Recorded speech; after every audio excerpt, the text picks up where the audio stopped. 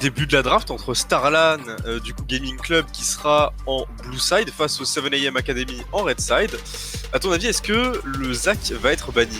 Ouais, c'est ce qu'on disait un petit peu avant en off. On parlait du Zac, apparemment un très gros joueur de Zac. De quoi c'est côté Starlan, patate volante, un excellent pseudo. J'ai très hâte de le prononcer en plein fight.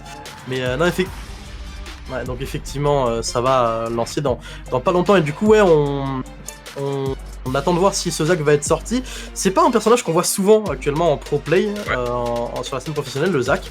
C'est comme je disais un petit peu dans la première play game qu'on a vu contre Sector One Fox. On a beaucoup plus de jungle carry, de jungle farm et de jungle AP notamment. Je parlais de la triade Lilia, Thalia et Nidalee qui sont extrêmement prisés. Et pour répondre à ça, on a beaucoup d'Ekarim, on a beaucoup de Graves notamment. Mais ouais, on n'a pas du tout cette méta de jungle tank. On a assez peu de tanks d'ailleurs dans la méta en général. Au final, les tanks qu'on voit, c'est souvent un petit peu les mêmes depuis quelques saisons. C'est le Galio qu'on a beaucoup au mid, qui a un pick qui est très safe en termes de mid lane, qui permet beaucoup de rotation. On a également de l'autre côté le Horn qui est pas mal présent au top. On a des fois quelques chaînes qui peuvent apparaître. En fin de saison dernière, le chaîne était très fort notamment. Et effectivement, le Gragas qui revient aujourd'hui, qui est top méta, je pense même aujourd'hui, hein, Gragas. Tellement on en voit. On en voit énormément. Les pics aussi les plus appréciés en top lane, c'est Renekton, et en fait on sous-estime toujours les dégâts du E et du Z en fait de Gragas. Parce que mine de rien, je crois que c'est à peu près 230 de dégâts de base. C'est monstrueux. C'est ça qui en fait, c'est que Gragas, de toute façon, vous connaissez le personnage, vous savez où est-ce qu'il peut jouer. On le joue souvent en jungle et souvent avec des builds. Il a eu beaucoup de builds, il a eu des builds full AP, il a eu des builds semi-AP, semi-tank. Et aujourd'hui, voilà, on le joue en full tank, mais vraiment avec un stuff tank total avec l'égide de la Légion, notamment l'égide solaire, pardon, notamment sur la top lane. Donc ouais, c'est un personnage qui en fait, de par son kit, a tellement de sustain, a tellement de dégâts de base dans son personnage qu'il peut se permettre de faire un petit peu ce qu'il veut. Et en tant que tank, ça marche super bien. Ça a énormément de crowd control sur la game. On pense notamment à son ultimate qui est excellent pour essayer de séparer un fight. Le body slam avec un flash combiné, il peut être juste dévastateur dans un fight. Et c'est vrai parce que c'est marrant, on n'a pas encore vu beaucoup des Gragas dans cet Open Tour Benelux. C'est-à-dire qu'on a un ban Fiora côté Starlan. Ouais, ça y est, ça a commencé, la draft a enfin commencé. Premier ban Fiora, on veut pas qu'il speed push en face, on a peut-être un petit peu peur, donc est-ce qu'on n'indique pas que le but c'est de jouer teamfight? Il faut savoir que Sad a joué 7 Fiora depuis le début de la saison et 71% de win rate sur sa Fiora, à un niveau du coup un ancien master, hein, donc à un niveau assez IDM master, c'est du très solide. On va ban le Yone en face, très intéressant comme premier ban ce Yone. Ouais, Yone qui est vraiment un champion qui est assez joué, enfin surtout je pense au LCSNA avec Perks qu'il avait sorti. Je me rappelle, il énormément en solo queue aussi. Ouais, Perks c'est un grand fan du pick. Il adore ça et je pense que le pick est vraiment fort, en tout cas dans certaines compositions. Et là on n'a pas envie de jouer contre. Je me dis que ça peut poser problème au mid laner, que même si le mid laner arrive à le gérer, en fait il y a quand même beaucoup de choses que ça peut faire, ça peut toujours être emmerdant sur un split push. C'est pas grave. Je trouve le pick très intéressant, mais j'ai l'impression qu'il a beaucoup de mal à trouver sa place justement sur la scène professionnelle. On a beaucoup de mal à le faire fonctionner comme il devrait fonctionner, notamment en solo queue. Après, je comprends qu'on en a peur, c'est un peu comme à la Kali au final. Hein. À la Kali, on en parlait un petit peu, c'est un personnage qui, même si elle est énormément ban, quand elle est pick, elle arrive pas forcément à trouver sa place. D'ailleurs, elle a perdu 2 fois aujourd'hui, donc la preuve encore une fois que c'est compliqué à mettre en place. J'ai l'impression que c'est un petit peu la même chose, on a très peur, mais ça reste quand même très dur à manier. C'est aussi dur à manier que ça peut être puissant. On a sorti du coup le Panthéon qui est très présent dans la jungle depuis le début de la saison, hein, avec son mini rework. Il a quitté la bot lane pour se retrouver dans la jungle. Et il est très intéressant, beaucoup de roaming notamment pour le Panthéon. C'est très intéressant comme pick, on va le sortir. Et on a viré la Kai'Sa. Ouais, la Kai'Sa aussi, encore une fois, comme l'avait dit maintes et maintes fois Norojo, ça reste le perso en ADC qui est vraiment incroyablement fort et overtuned, comme on dit. Le Panthéon, comme tu disais, qui peut être joué, qui est très joué actuellement en jungle, mais qui a aussi 2 autres rôles, les solo lane, avec les dégâts qu'il a, on l'a même vu à la game précédente d'ailleurs en top lane. Ça peut être quelque chose qui peut réapparaître et du coup on préfère le retirer. Ouais, on a sorti le Olaf également, hein. Olaf qui pareil est un pick très intéressant en jungle aujourd'hui, qui je crois s'est fait nerf sur le dernier patch, le patch 11.2, mais je veux pas non plus dire de bêtises si c'est pas le cas, mais je sais en tout cas qu'il était sous la cible de ban, enfin de nerf, parce qu'il est très puissant actuellement en jungle, c'est un jungle qui est très dominant, et on n'a pas envie de le voir pick par la 7am Academy. Et en face, on va ban le Skarner. Alors, ça, c'est pour le coup, le Skarner, c'est vraiment un target ban. C'est le deuxième gros pick en fait de Patate Volante, après c'est le Zac. Et c'est intéressant parce que c'est pas un pick qu'on voit beaucoup du tout non plus. C'est un pick qu'on a un petit peu vu en fin de saison dernière, mais qui a jamais vraiment bien marché. Et cette fois-ci, du coup, on le voit pick ici. Et du coup, c'est une Samira, hein, le pick. Vous voyez, de toute façon, si vous zoomez un petit peu, vous voyez en bas juste écrit. Bah là, maintenant, ça va passer à 7, mais ouais. Vous voyez écrit Samira sur le splash de 7. Un first pick Samira, c'est intéressant. C'est un pick qui est très présent actuellement dans la méta depuis que du coup il est rendu disponible sur la scène professionnelle, mais qui a quand même quelques difficultés à réellement fonctionner purement et simplement parce que en team c'est beaucoup plus facile de contrôler une Samira qui rentre dans ta main. Et c'est notamment avec un Thresh qu'on peut réussir à contrer ça. En plus, Thresh, on sait bien que Samira aime jouer soit avec des Leona, soit avec des Thresh, soit avec des Alistar. Et Thresh, du coup, ça deny l'un des pics et ça contre les deux autres. Je suis d'accord. Donc, je trouve que le pick est vraiment smart actuellement. Est-ce qu'on se dirigerait pas du coup vers un Jhin? Jhin, je sais pas trop si ça peut tenir une Samira en lane. J'ai quelques doutes. Ouais, alors bah c'est dans la précision MF du coup qui va être pick. Ouais, pour le coup en précision on voyait pas mal de Jhin et de Samira. Et MF était un petit peu un pick derrière avec notamment Kai'Sa qui était revenu dans le top 3 et MF était juste derrière. On va voir un Zac directement qui a été lock par du coup Patate Volante. Bah Zac Open, quoi. Est-ce qu'il devrait s'entraîner dans ce main? Effectivement, donc voilà, on en parlait, ça peut être difficile à mettre en place, on va voir à quel point on arrive à le faire marcher. Mais c'est toujours intéressant parce que ça offre déjà beaucoup de CC pour cette Samira qui va en profiter et qui va adorer ça. Non, pour le coup, entre MF et Samira, je pense que MF 13 va globalement avoir la pression de lane assez facilement. Hein. MF, c'est un personnage qui est très puissant en phase de lane. La Samira qui, pour le coup, elle préfère vraiment scale. Hein. Elle a des outils pour se défendre, mais elle est surtout là pour atteindre le plus rapidement ses items, notamment ses deux premiers items, l'arc bouclier immortel et le percepteur. On va partir sur un Galio, ça serait très tanky comme draft avec un Galio mid là-dessus. C'est Samira centrique, hein. Concrètement, on veut laisser le Galio aller dans le Zac aller dans la mêlée, on ultime Galio par-dessus, ça full CC. On met plein de choses du coup pour setup la Samira qui va devoir tourbilol à l'infini. Et le Kane, tout à l'heure, je disais, je l'ai pas dit, mais je me suis dit en fait dans la réflexion, Kane c'est quand même un pick qui est très solo queue, on le voit énormément, c'est une énorme présence en jungle, c'est un très bon win rate, mais on ne l'a jamais vu en pro, et là on va le voir aujourd'hui en amateur puisque Kane ça y est validé. C'est très intéressant comme pick effectivement, un pick qui permet beaucoup de CC, beaucoup de sustain surtout, c'est un pick qui peut rester des heures et des heures dans une mêlée, donc c'est très intéressant de voir comment il va fonctionner. On a déjà une draft qui semble un peu plus agressive côté 7am que côté Starlan, c'est intéressant, hein, on est là pour conquérir, c'est Starlan qui est la tête de série dans ce match, qui du coup est entre guillemets les favoris si on prend les résultats précédents dans la journée. Donc voilà, les 7am sont là pour agresser, ils sont là pour aller taper sur les Starlan. C'est intéressant, on a ban la Akali du coup en deuxième rota, encore une fois une Akali qui ne sortira pas dans cette partie. On va passer au ban de Starlan tout de suite. J'ai beaucoup de mal par contre à comprendre le ban Samira, sachant qu'on a un Galio, à moins que ce soit un Galio support. Ah, tu voulais dire Akali, ouais. Et ouais, parce que c'est quand même un counter, tu vois, donc je me dis, c'est pas forcément... Enfin, t'as pas besoin de le ban, à moins que ce soit encore une fois un Galio support. Le Wukong qui est ban, on va continuer de ban du split push. On avait commencé par ban la Fiora, maintenant du Wukong. Je suis pas trop sur quoi on peut se diriger ensuite. Peut-être un ban sur la mid lane. Ah, ouais, c'est possible. Sinon au top il reste quand même pas mal de pics, hein. T'en parlais juste avant, le fameux Renekton, il restait la Camille, effectivement, qu'on va du coup apparemment sortir. Mais ouais, je pense qu'avec une draft comme ça, avec un Galio mid, un Zac jungle, aussi le Galio mid évidemment, il faut forcément avoir un gros top laner, un top laner carry, un top laner qui est capable de dominer sa lane. Et le Renekton, je pense, c'est plutôt envisageable, je trouve, dans cette draft. Et ça collerait très bien avec le fait qu'il n'y a pas trop d'early game pour l'instant du côté de Starlan, et Renekton apporterait cette composante early game, permettrait peut-être aux Zac d'avoir des free assists, etc. sur la top lane. Oh, il est étonnant ce ban. Snowball sur la bot lane. Il est étonnant ce ban Seraphine s'il est validé, parce qu'on a quand même un Thresh en face. Seraphine, c'est un personnage qu'on voit quand même très peu sur la mid lane. On voit beaucoup plus en sub. C'est un personnage qui commence petit à petit à faire son entrée. C'est difficile pour elle, mais de plus en plus de gens se rendent compte que c'est quand même assez puissant. C'est assez intéressant à rentrer dans les bonnes drafts. Donc on a quand même Loxoman.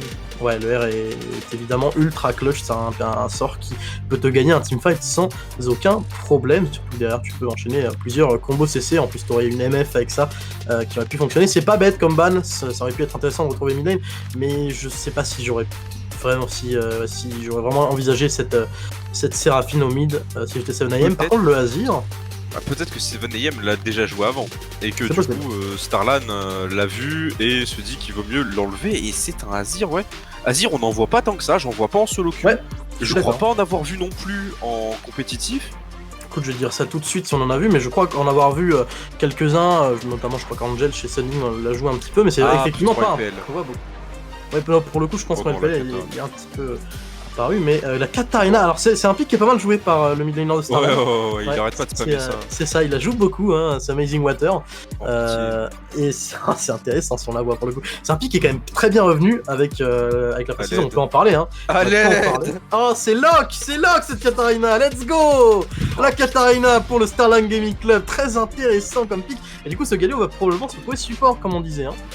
Ouais, j'ai juste envie de me tailler les veines. Ah, dis pas ça, attends, ça va être magnifique de regarder ça, une Katarina. Donc voilà, pour ceux qui ne sont pas forcément au courant, qui ne sont pas forcément très au fait de l'évolution de la méta, la Katarina a eu des gros changements sur son stuff.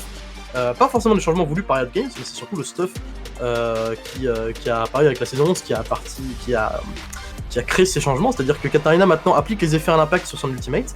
Du coup, on la build AD avec des AD on hit, avec des items on hit, comme par exemple la BOTRK, le Kraken, le tueur de Kraken, qui du coup te fait des dégâts bruts supplémentaires tous les trois effets à l'impact. Donc en fait, à chaque fois que tous les 3 hits de son ultimate, elle rajoute des dégâts supplémentaires en dégâts bruts. Donc voilà, c'est un personnage qui se build hybride, qui commence avec 2 voire 3 items AD, puis qui passe en AP. Il peut aussi build Hydrovorace, hein, si on veut continuer avec Léonite ou quoi.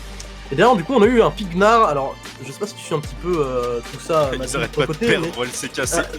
C'est surtout voilà, totalement honteux. C'est un pick qui est ultra controversé, Gnar. Il y a des joueurs qui aiment beaucoup, d'autres qui trouvent ça absolument nul. Surtout que c'est un pick qui est souvent pris très tôt dans la draft parce que c'est un personnage qui a peu de lane vraiment perdante. C'est un personnage qui tient quand même beaucoup de lane au top. Donc c'est un personnage que tu peux un petit peu blind pick, que tu peux pick très tôt dans une draft sans forcément connaître ton match-up.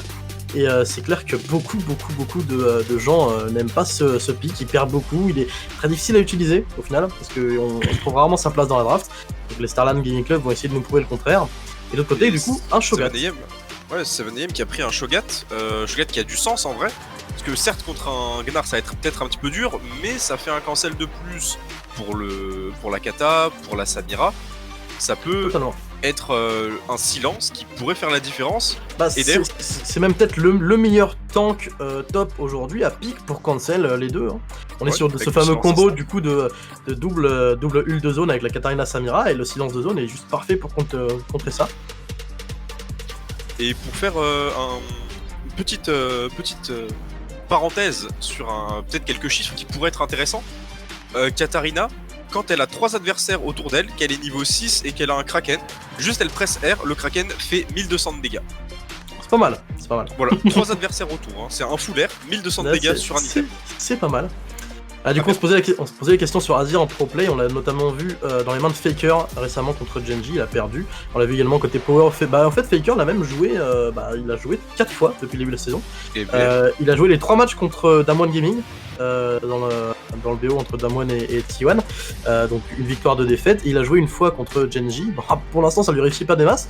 On l'a également vu côté Power of Evil en NA. On l'a vu chez Icon en LPL, mais voilà, globalement, et chez Angel, du coup, comme je disais, chez Sunning. Donc ouais, un personnage qui marche pas des masses. On est à 3 victoires pour 6 défaites, je crois, en professionnel, parce que c'est aussi un personnage qui est dur à mettre en place, c'est-à-dire que c'est un personnage qui a besoin beaucoup de scale, qui a également qui a pas autant une range si grande que ça, qu'on peut comparer à d'autres midlaners. Alors là en face, pour le coup, il est contre Katarina, donc ça devrait aller en termes de range pure, et pour le coup le Azir a également un cancel d'ultimate pour cette Katarina. Moi j'ai très peur pour le Azir. Mais ouais, c'est ça. J'ai extrêmement peur, il y a un Zac. Ça fait un peu peur, je suis d'accord. Il y a tellement de CC, il y a tellement de combo lock en fait dans cette team. Et c'est pour ça que je trouve le Shogat intéressant. Pour le coup, j'aime bien le pick Shogat. Donc j'attends de voir un petit peu s'il fonctionne aussi bien que ce qu'on attend de lui. Mais c'est clair que si le combo parfait passe pour Starlan, le teamfight est totalement wipe, sans aucun doute, sans once de résistance en fait face à ça. Et on va rentrer dans la partie tout de suite avec encore une fois cette magnifique production. On voit toute la map. Les 7am du coup seront Red Side, les Starline Gaming Club seront à Blue Side. On ne vous a même pas présenté les joueurs plus que ça. Après, évidemment, patate volante, on était obligé d'en parler. Hein. Ça me paraît logique. En même temps, déjà, avec son pseudo, lui suffit. C'est ça, exactement. Et ouais, attention, ça, des aristocrates qui vont tout de suite se croiser, mais rien de grave. Donc voilà, de côté Starland Gaming Club, on a Aristocrate, Patate Volante, Amazing Water, Washed Up Uzui, qu'on prononcera plutôt probablement Uzui tout simplement, et Grindizer en support. De l'autre côté, 7am à Sad au top, Stan 1, 2, 3 en jungle, Yetified, du coup Yetified en mid, et Kongjian en ADC, accompagné par Kemnat en support. Des pseudos pas faciles à prononcer, imagine. Non, je pense qu'on va très vite avoir des petits surnoms. Hein, je pense que Kongjian va très vite devenir Kong. et ce sera bien suffisant. Bien d'accord. Un petit poke au top qui a été fait. Peut-être une late invade qui est préparée du côté de 7am. Ouais, le Galio en tout cas qui spamme le rire, si je ne m'abuse, ou la danse. Ouais, qui fait un petit geste. Bref. Oh ouais. Et on est parti du coup, côté 7am qui vont tenter, comme tu l'as dit, la late invade. C'est vu par Grindizer et Patate Volante qui va directement se décaler avec son Zac. On va tout de suite reculer. Hein. On est parti à 4 avec sur cette late invade. On va prendre les corbins dès que possible. Est-ce qu'il peut. Et ouh, je crois qu'on la smite. Attention par contre, le fly qui touche. Et le flash out qui est forcé directement. C'est une excellente late invade là-dessus pour ses adversaires. Alors du coup, qui a récupéré le blue les corbins, c'est Stan. Il l'a smite. C'est bien Stan. Eh oui. Il s'en est très bien sorti, il subtilise 2 camps face à un Zac qui maintenant n'a même plus de flash. Et en plus il doit start qui solo ne peut jamais invade. C'est dur, ça va être très dur pour Patate Volante, cette early game.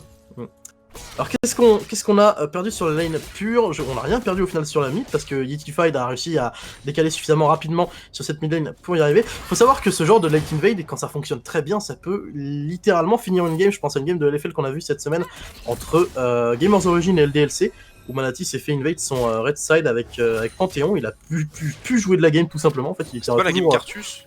Non, c'était une autre justement. C'était ouais, parce qu'il y a eu la première game Cartus où en fait c'est un peu raté. Ouais, il a pas été très bon justement. Il avait un placement qui était pas dingue plus tard, mais en fait sur la game contre Géo, il était avec son Panthéon et il semble forcément mal jouer. Il pouvait juste rien faire. Attention le passage niveau 3 d'Aristocrate qui va prendre la fissure du Shogat, mais on met quand même des très bons dégâts. Attention le passage en Mignard qui va permettre de kite. Normalement ça peut le faire. Ça le flash out. Le flash in, bien sûr le flash in. Aristocrate qui prend son solo kill, très bien joué, tu l'as dit, il faut être alpha, Aristocrate l'a été là-dessus, et ça trade flash pour flash, et ça prend surtout un solo kill dès le début sur ça, de très bonne action du top laner des Starland Gaming. Et là, à contrario, face... pardon? Qu'ai-je entendu?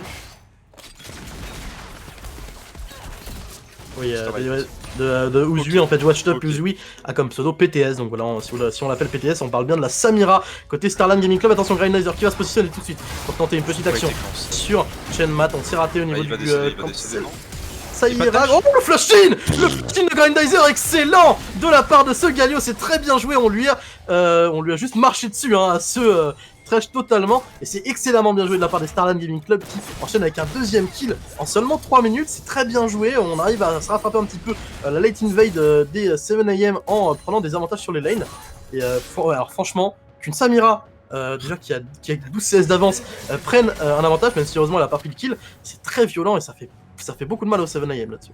C'est le deuxième camp de Raptor qui vient d'être subtilisé. Par contre, on va fight pour ce petit carapateur. Il y a le hook qui passe. On a flash out du côté de Stan. Est-ce que Stan va tomber? Stan se fait tuer par PTS. Et au final, c'est aussi un kill. Un red buff qui est pris là-dessus. Il n'y a pas de mana. Oh, c'est un dive. Non, ça, c'est un dive. Bien. Allez, on déchire. On tue. Double kill pour la Katarina. Et la Katarina qui va bientôt revenir avec de la vitesse d'attaque. Oh, très rapidement une BRK. Ça ressemble à un stomp tout ça. Attention, les actions de Starlight. J'ai oublié le nom, je suis désolé. Starlan, c'est ça, ouais. Qui sont juste excellentes, pour le coup ça s'est super bien passé sur ce fight, et Stan 1, 2, 3 c'était un bon choix sa part d'aller essayer de voler les Raptors. Par contre j'ai pas compris pourquoi il a décidé de mettre un Z plutôt qu'un E et de s'échapper par le Sad. Au top là. On continue, il y a plus de flash en face, on va réussir à slow avec un autre Q-spell. Non, on touche pas. Ah, ce Q-spell était super clutch, est-ce qu'on va réussir quand même à tuer? On va perdre la forme, mais c'est trop tard parce qu'on n'a pas touché le premier, enfin le deuxième Q-spell du coup. Si on avait touché avec ce gros bloc de je ne sais quoi là, le bâtiment. Ce gros On aurait rocher peut-être quoi. pu tuer. Ouais, c'est un très gros rocher qui a été jeté. On Non, aurait pu patate tuer, mais bon. Patate volante qui est passé sur une ward, il est totalement vu. On va quand même peut-être tenter ce gank. Il va tout de suite cancel. Il se doute qu'il a été vu avec le recul de Kong et de Kemnat. Ouh, très bon Z. Attention, PTS qui va y aller directement. Le go in de Grind qui est touché. Ouh, le flash qui est forcé forcément directement le taunt sur Kemnat qui ne s'en sortira pas. Les dégâts sont suffisants et PTS récupère un deuxième kill couplé à 3 assists sur cet early game. Cette Samira va être un rouleau compresseur. GG go next. On peut résumer à ça effectivement, Mathieu, t'as totalement raison. En plus déjà 2 kills sur cette Katarina, patate volante qui va start ce Drake qui ne sera évidemment pas contesté. Oh, il part AP effectivement, la baguette magique qui a été achetée par cette Katarina, intéressant. On préfère du coup un stop plus classique. Baguette explosive et un tome d'amplification là-dessus, je ne comprends pas. Quel On va item peut-être est-ce qu'il va faire... essayer de faire alors... Ouais, ou alors il y a la proto, ou sinon il y a... comment ça s'appelle déjà? Il y a... non, c'est ah, j'ai oublié le nom, je suis désolé.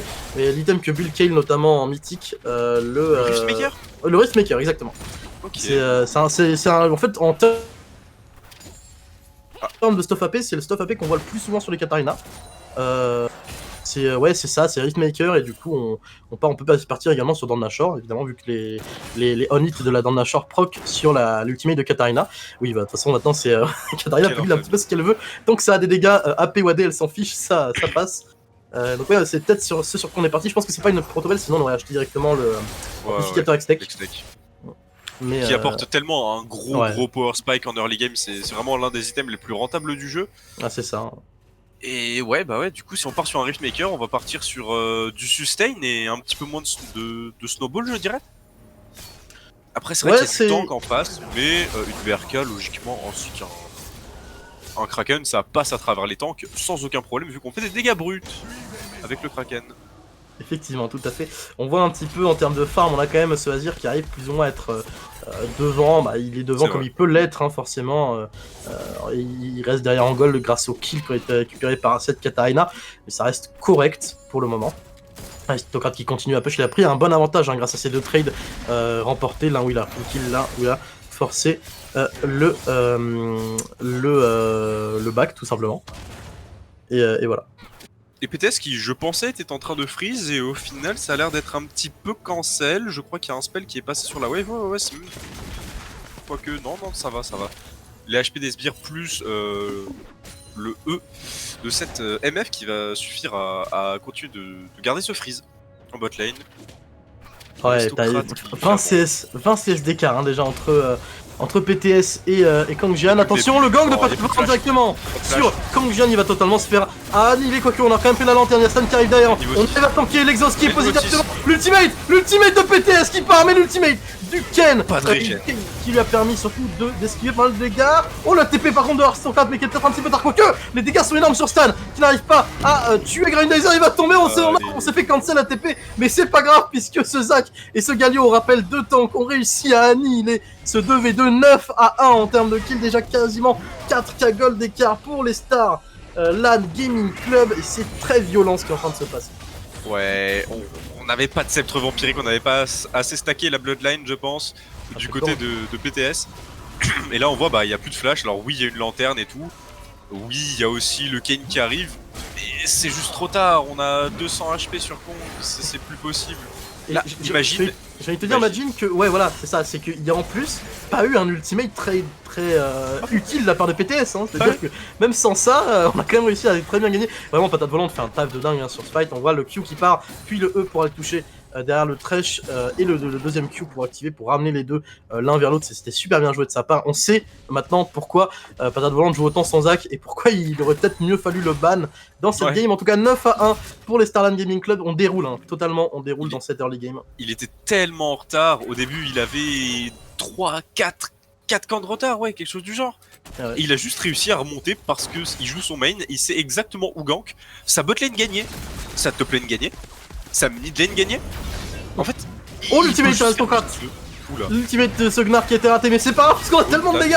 Stan qui prend beaucoup de dégâts par contre dans l'arrivée du Azir derrière Itify qui met des bons dégâts, mais Stan s'est fait totalement imploser, il n'avait pas d'ultimate, et il avait son flash, mais il a dit, il s'est dit qu'il allait le garder peut-être pour plus tard. Malheureusement il va quand même tomber, ça va laisser cette terre probablement à ses adversaires Itify qui tente une belle virgule pour s'en sortir face à Amazing Water qui est parti le chercher dans sa base en fait tout simplement. Il est parti au crux adverse, il peut aller où il veut maintenant, avec sa Katarina Amazing Water.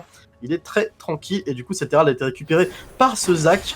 4K gold d'écart pour les Starland Gaming Club, pardon. Ouais, c'est un petit stomp, ouais. On peut dire qu'il y a 4,4K gold d'écart. C'est très violent.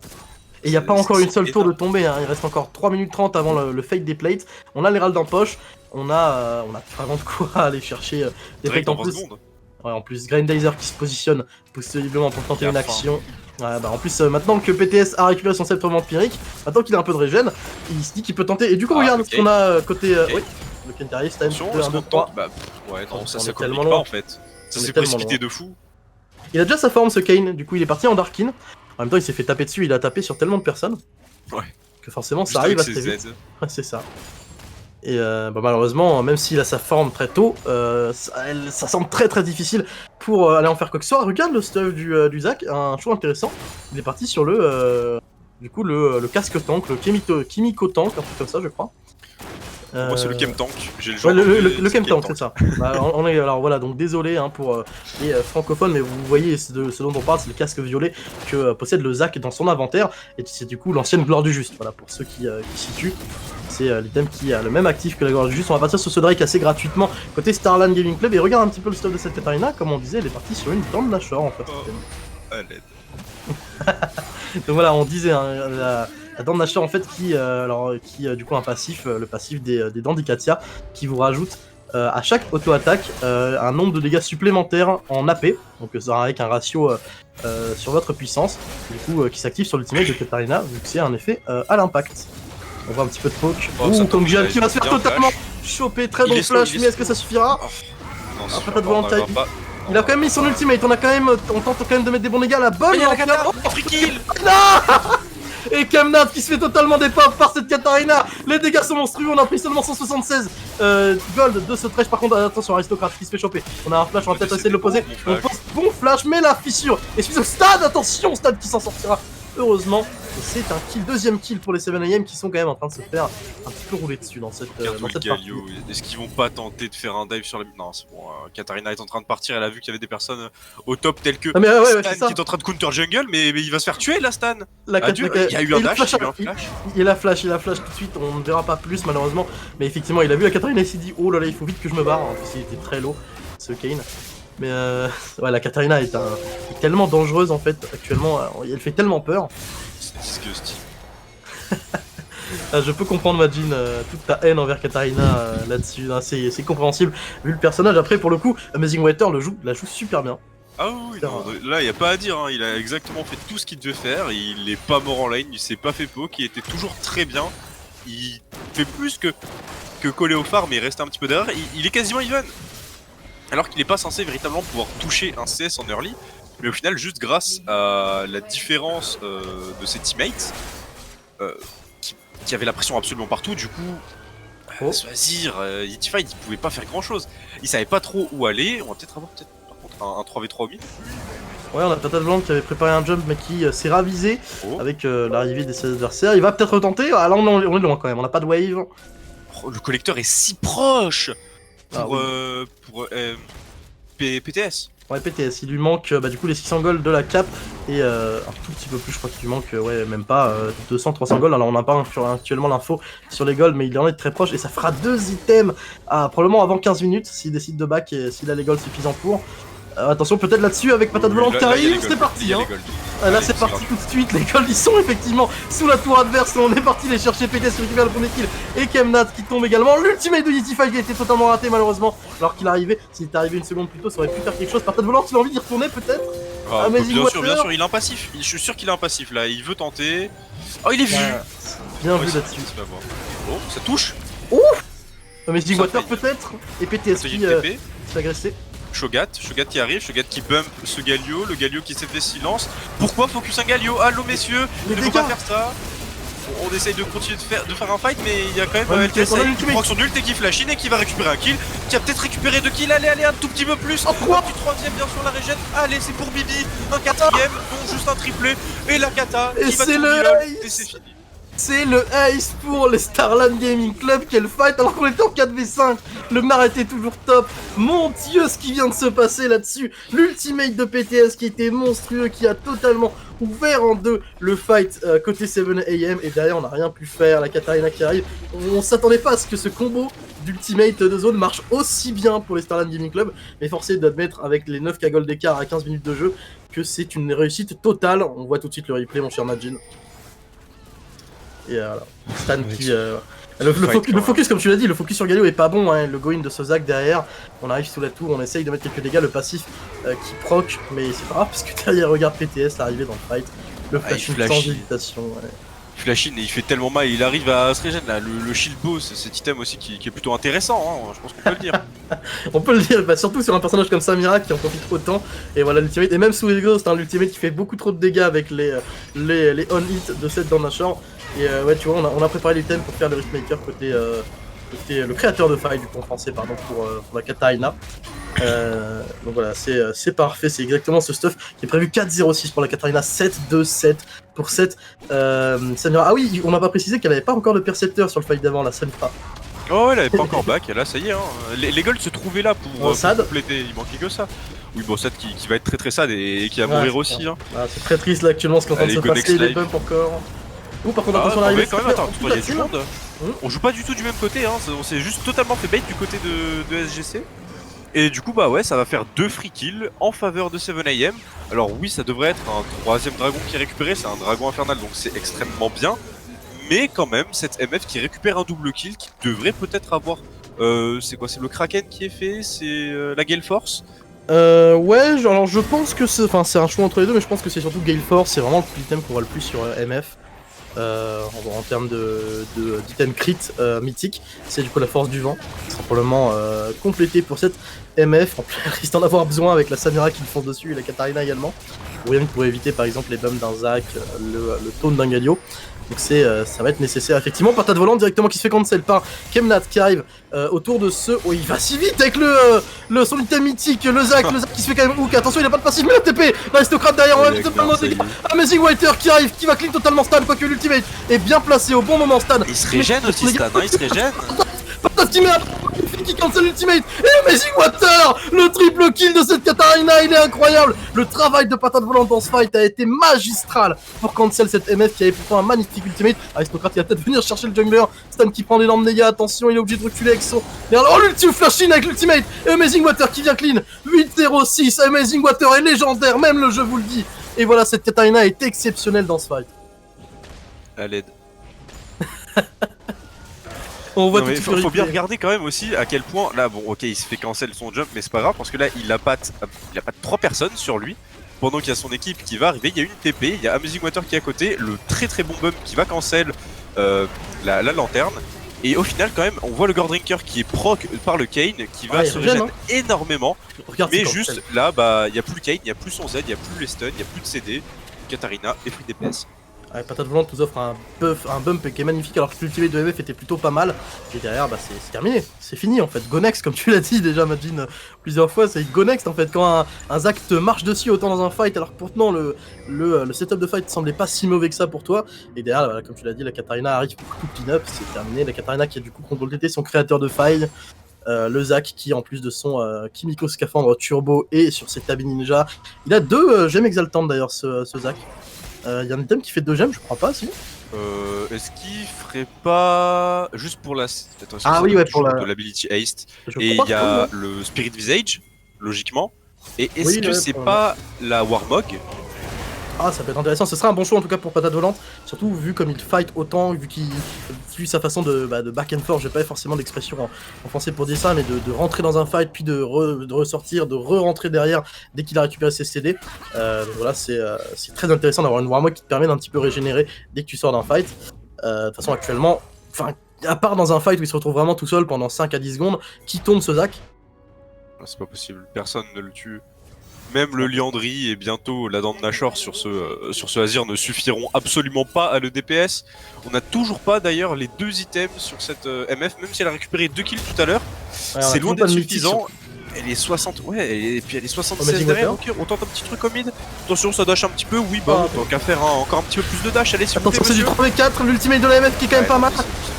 Les dégâts sont violents. Amazing Water qui prend le premier kill, c'est pas ta volonté. Il y a les resets, t'inquiète, il y a les resets. Pardon, Amazing Water qui vient de triple kill totalement. L'annihilation est totale, c'était très violent ce qui vient de se passer avec les resets de Dag. Pour cette Kata et Nassad qui va tenter une fission, mais ça ne touchera pas Amazing Water puisqu'il avait encore un Shunpo à utiliser pour s'en sortir. Ce qui vient de se passer était très violent. J'ai bien pu le voir en replay, vu ce qu'on a vu, mais on est peut-être juste sur la fin de la game. Là, on a 4 kills. Est-ce que tu penses qu'Aristocrate a kiffé sa game, mon cher Majin? Bah, il a pas fait grand chose, il a réussi à solo kill et puis ensuite, voilà, c'est un top laner quoi. 1 de 2 alors que son équipe a 27 kills, c'est voilà, c'est. Non, mais grosse présence. Ouais, c'est ça. 3 sur 27, franchement. Solide. Pas mal, hein. Attention par contre PTS qui se fait catch un petit peu off guard, mais on a vu y retourner. Peut-être volante qui se fait cancel, très beau cancel de la part de Camus, mais derrière le double ultimate, voilà. Oh, le quadruple de la part de PTS, et il n'y reste que Yetified qui était parti des push au mid et qui voit sa team totalement tomber. On sait même pas où il est, Yetified. On va aller chercher, c'est parti. On va essayer d'offrir un kill à PTS pour finir cette game. C'était juste une démonstration de la part des Starlan. Il y a le flashing de PTS directement Yetified qui va s'en sortir. On va essayer de mettre des bons dégâts. Et Grindizer n'a pas de flash pour essayer d'aller le chercher. Oh, les dégâts quand même à travers le mur, il va Dashin. On a trouvé réussi le Dashin et le pentakill. Le quintuplé en faveur de PTS. Moi, je tape Yuzui qui ne l'est clairement pas sur cette game avec sa Samira. Il est exceptionnel avec justement son ADC. Et derrière, toute l'équipe a juste superbement bien joué. On va essayer de les chercher. Oh, les cherche sous la c'est ça, la game se finira juste avant. C'est tellement pas respectueux. Et j'adore ça. Les Starlan Gaming Club ont marché sur les adversaires dans cette game. Quelle game de fou. Une grosse game très violente. Ah, c'est le mot. Voilà. Je pense qu'il n'y a pas d'autre mot d'ailleurs. Juste, on va revoir quelque chose. Vous l'avez demandé. On va revoir Amazing Water qui détruit la team ennemie en fait à lui tout seul. Là, au moment où il y a le Azir qui va mettre la partition impériale, j'avoue j'y ai cru. Et là, regarde les dagues. En fait. Il y a un alignement parfait des dagues. Il y a une dague juste devant le Azir, une dague juste devant la MF, une dague derrière pour se repositionner. On appuie sur eux, on appuie sur eux, on appuie sur eux. Les dégâts suivent avec le passif, c'est magistral. Et ça montre à quel point, déjà, cette Katarina a dominé la partie et à quel point elle a bien joué pour cancel ses adversaires. Et les 7AM, on a l'impression qu'ils ont juste pas existé de la game. La late invade au début était une très bonne idée, c'était très bien joué de leur part. Derrière, malheureusement, erreur du top laner qui se fait solo kill, erreur de la bot lane qui se fait choper avec Patate Volante qui joue très très bien le coup. Pour le coup, Patate Volante a été exceptionnelle sur le match et j'hésiterais pas à le mettre MVP si on devait, pour le coup, si on devait en choisir un. Et non, pour le coup, tout le monde a bien joué côté. On va juste se le remettre en replay, mais en slow motion, pour revoir la dépopance. Mais c'est la dague. En fait, je me rappelle à ce moment-là, Draco dit oui, peut-être, et non, non, parce qu'en fait, il y a la dague. Là, maintenant. Regarde, une dague devant le Azir, une dague devant la MF, et en plus qui tue le Kane, et derrière on a le reset du E pour finir. Parce qu'évidemment, le E, qui est un dash à long range, peut mettre 400 à 60 dégâts sur un ADC. Imagine qui n'en peut plus totalement, c'est terminé. Le pauvre. On peut comprendre. Je déteste tellement ce personnage. Il a dit dès qu'on avait vu le pic, il a lâché les non, je veux pas voir ça, je veux Esperso. Et franchement, après cette game, et finalement, moi ça me rappelle un petit peu ce qu'on a vu hier en LFL avec VTO qui a eu sa Zoé qui a détruit la game. Là, on a eu un joueur qui a eu sa Katarina et il a détruit la game aussi, quoi. Tout simplement. Absolument. Comme quoi, faire des bans un petit peu méta, c'est bien, mais faut pas non plus sous-estimer les joueurs. Et si un main pick qui est vraiment fort dans la méta actuelle, ou que le mec est juste trop fort dessus et qui transcende les limites du personnage, eh ben faut le punir, faut l'enlever. Pas le laisser. Tu l'avais dit, Majin, hein, tu t'attendais plutôt à avoir un ban Zac. On a plutôt décidé de sortir le Skarner qui était un spé. Au final, est-ce que un Skarner aurait fait autant de travail dans ce fight? Absolument pas, mais en fait, il aurait même clairement pas faire autant de gank en early. Et s'il avait pas réussi à faire autant de gank que le Zac, jamais la botlane n'aurait été aussi fed, jamais il y aurait eu les occasions pour que la Katarina soit en 2-0. La game n'aurait pas été pareille. Et surtout que le Zac était au fond, en plus. Le Zac était au fond de la partie à cause de la late invade, donc clairement, c'est pour le moment une petite erreur de draft côté... petite du coup, vu les conséquences, c'est peut-être pas si petit que ça, mais une erreur de draft côté 7AM qui ont trop sous-estimé le niveau du joueur sur le pic en question. Et au final, on a vu ce que ça donnait. Et en termes de dégâts, nous sommes à 18 000 pour Amazing et 12 000 pour Samira. Et le premier dans l'autre team, c'est Kane avec 9 900. Bah, il y avait tellement peu d'HP en face que forcément on n'a pas trop le temps de faire des dégâts quoi. Ça se régène pas non plus. Enfin, il y a que Kane qui s'est régène voilà, dans un fight. Ok, il a permis de faire 1000 de dégâts supplémentaires. Ouais, tout à fait. Ça s'est partagé entre les 5 membres, hein, puisque les 5 membres de l'équipe étaient vraiment trop bien. Et c'est clair. du coup, demain on retrouvera certainement Starlan sur les playoffs. Il y a de fortes chances qu'on aille jusqu'à la finale de cet Open Tour. On les remercie hein, d'ailleurs, on remercie l'Open Tour Benelux de nous permettre de diffuser toute cette partie. On va vous diffuser les qualifiers et après là demain ils vont nous donner des matchs à enjeu et intéressants à diffuser. C'est pour ça qu'on va suivre Starlan après le niveau qu'ils ont montré. Sincèrement, Starlan contre Sector 1, c'est une game que j'aimerais bien voir. Ça serait un rêve pour le coup. Hein. On a vu les deux équipes aujourd'hui, elles ont été exceptionnelles. Voilà, c'est ça. Je pense que ça promettrait quelque chose de très très beau. En tout cas, messieurs, merci d'avoir été là aujourd'hui. Merci à vous de nous avoir suivis sur eSport TV Network. On se retrouve demain à partir de 12h. Et ça va envoyer puisque c'est 3 BO3 qu'on aura demain. Donc on va avoir énormément de choses à faire et à dire. On se donne rendez-vous demain 12h sur eSport TV Network pour la suite de l'Open Tour Benelux. Bonne soirée à vous, ciao. Salut.